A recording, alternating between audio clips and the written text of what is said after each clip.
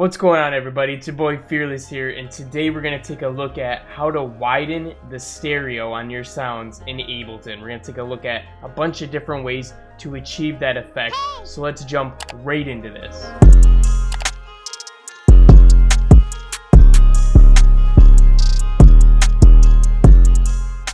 Alright guys, so we're going to do this on a melody, so what we're starting off with is this.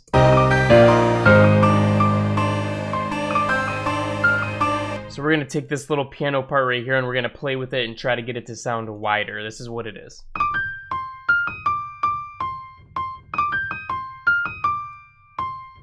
Alright guys, so the easiest way to achieve a stereo widening effect is simply to go into your audio effects here, grab a utility, and you can even grab this little one right here called wide stereo. Otherwise, you just click on the utility and you can change the width right here, and as you turn this up, it's going to make the sound wider, and it's basically what it's going to do is it's going to spread it over the left and right ear and make it spread further and further apart, and so the sound is starting to sound like it's more wide.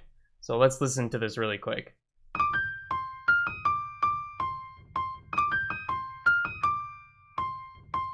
Alright, so that's a really quick and dirty way to achieve that stereo width, but let's move on to something better. Another way to achieve stereo width in your instruments is to use a reverb. Okay, a reverb gives it a little bit of a tail and a little bit of a delay, so there's more sound coming off of the original sound. So when you use a reverb, it's actually going to make the sound a lot wider. So let's use the reverb really quick and get something here.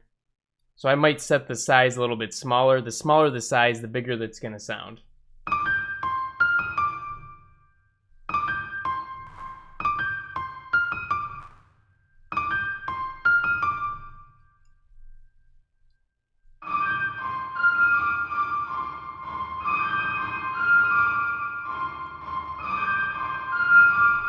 What we're going to do here, since we have this turned up to 100%, is we're actually going to group this Command G or Control G on Windows. We're going to create a new chain. We're going to call this new one dry. And this one's the wet one with the reverb on it. So what we can do is turn this all the way down and kind of bring it in.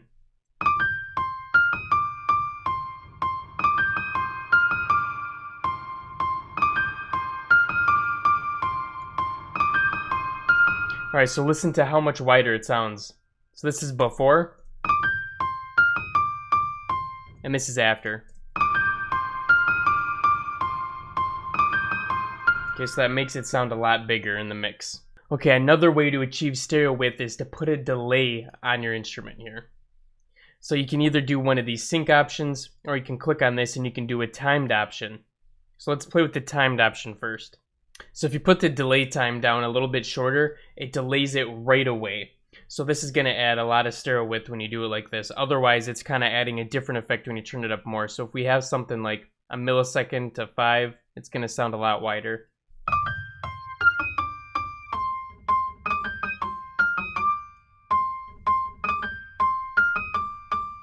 Okay, so before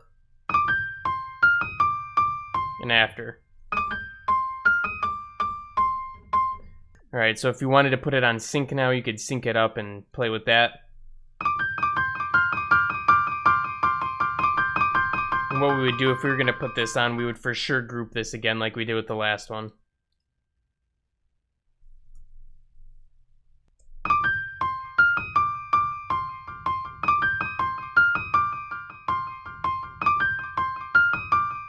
So you can see, since it's bouncing back and forth in the background lightly, it's adding a lot of stereo width to that sound. It's making it sound like it's spread out on both sides really wide. You can also use Ableton's auto pan here, and what this is going to do is actually pan it from right to left automatically for you. So you can play with the settings a little bit here.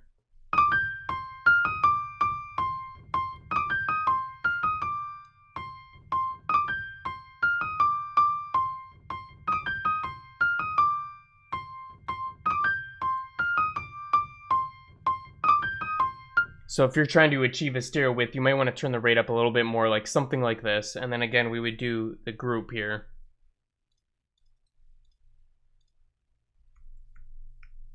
And then we dial it in.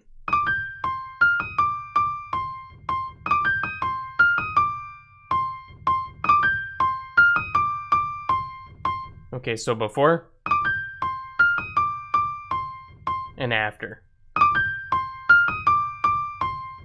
And we could even turn this down a little bit more, but you get the idea. You're gonna have part of it going back and forth and part of it staying in the middle where it was at before. Okay, so besides that, if you don't want to put any effects on it, but you want to achieve some width of just how it sounds as it is, you can actually take the instance of your instrument here and you can press Command G on that. Okay, and what we're gonna do is we're actually going to duplicate this. So now we have two instances of Omnisphere here. They're both exactly the same. And what we're gonna do is we're gonna pan one a little bit to the right and one a little bit to the left.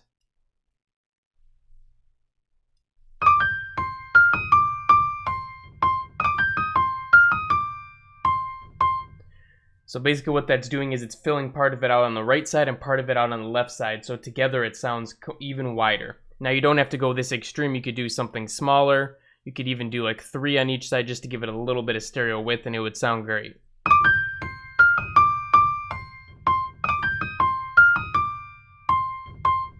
Alright guys, so that's a bunch of different ways that you can achieve stereo width inside of Ableton using the stock plugins that are available at your disposal. So anyways guys, hope you liked that video. Smash the like button for me and subscribe to the channel if you're new here because we're uploading new tutorials in Ableton every single day, bro. But besides that, I'll be catching you again in the next one. Peace out.